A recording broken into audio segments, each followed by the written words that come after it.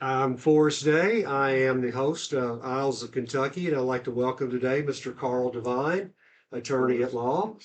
And Carl, we had a not pleasant experience together when I went through a divorce, but I'll tell you one thing immediately when I knew you were the right person for the job. And you said, Mr. Day, I just want you to know that the kids are my priority first. And then you asked me about, if I had kids. So that was so important to me. And I think that when you're going through or you're getting ready to start a divorce or whatever, you've got tons of anger built up, and you need to take a step back and remember you got to take care of the kids in the process, first, and limit the trauma as much as possible. But I wanted to start out. Where did you grow up, and your education? Well, I'm from Springfield, Kentucky, Okay. which is Washington County. It's about 45 minutes southwest of Lexington, down what I knew as the BG Parkway. Mm-hmm. Now it's the Martha Lane Collins Parkway. Mm-hmm. Grew up there, went to a small Catholic high school in Bardstown for high school called Bethlehem. Mm-hmm. Went to Georgetown College for my undergrad. Mm-hmm. Really got into political science there, and then went to UK law school. Okay. So from there, got hired by Miller Griffin and Marks by some miraculous, um, just inner workings that I can't even understand. And then when I was there, I learned from one of the best attorneys that I've ever met in the family law area. His name was Catesby Woodford, who's from Mount Sterling. Okay. And I got to learn from him for 20 years before I went out on my own. So that's what I'm doing now. Okay. Good deal.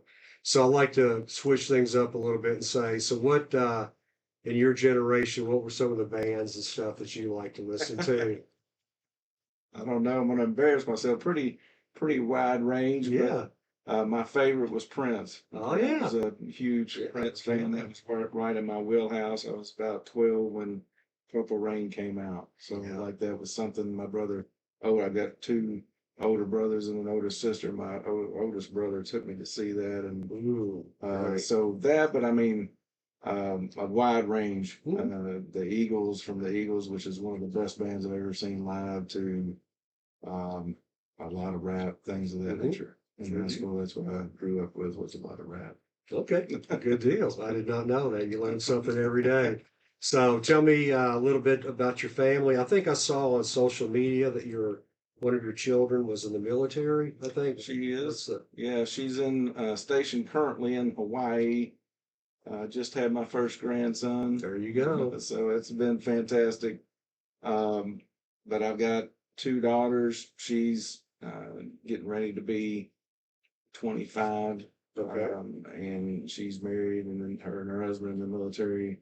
Okay. My youngest daughter is 20. She's a sophomore at UK and just got accepted early admission into the UK med school. So I don't know how in the world that happened. Okay. And then I have two stepchildren. So I Okay. got remarried in 2014, and she has two children. So we've had a blended family for the last 10 years. Mhm. And her daughter's 25, and she works for me as a law clerk. Okay. She's in her third year of law school at UK, so she's getting ready to get out and be a practicing attorney, and she's going to be working for me. And then my stepson will be 21 here in a couple of days, actually. So he's at UK as well. Okay. Good deal. Good deal. So I was trying to think. Oh, I wanted to ask, where in Hawaii is she stationed? At Scoville. That's where I was stationed. Yeah. That's crazy. And I'm going out there Friday. We leave Friday night. So we're Yes. going out there for about 7 or 8 days. Yeah, that's great. An interesting story about that. I was at Schofield. I got there the first day, and I was walking up the stairs in the barracks, and this guy comes walking down the other way, and I'm like, this cannot be. And it was George Clark, who graduated high school in 1980, I want to say. I mean, what's the odds of, small town Kentucky? So then it even gets weirder. The my friend Kent Parks, who'll be on the show eventually, he said, "Hey man, John Rock is stationed at Schofield. He was a class of '81 in a small town." And then here we go, class of '82. Friend of mine, Mike, is stationed over there. And then I'm '83. So you literally had, by happenstance, all these people right there from that small town end up at Schofield. So that's one of those buy lottery tickets on that one. And another funny story about, you can tell your daughter, is the first time I was there. This pizza delivery guy comes in and he goes, "Who ordered the pepperoni and pineapple pizza?" And I'm just like, "What on earth, pineapple on a pizza?" So, but apparently that's a thing over there. But I guess the best place to start is really try to save your marriage, go to counseling,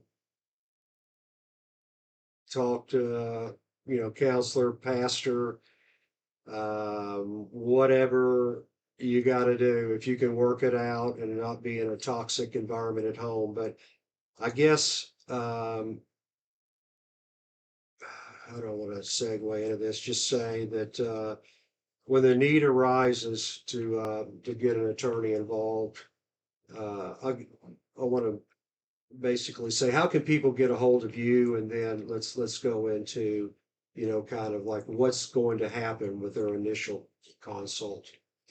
Well, I mean, I think first I want to address what you just said is I think you need to make every effort to not have to go through it. Mhm. I think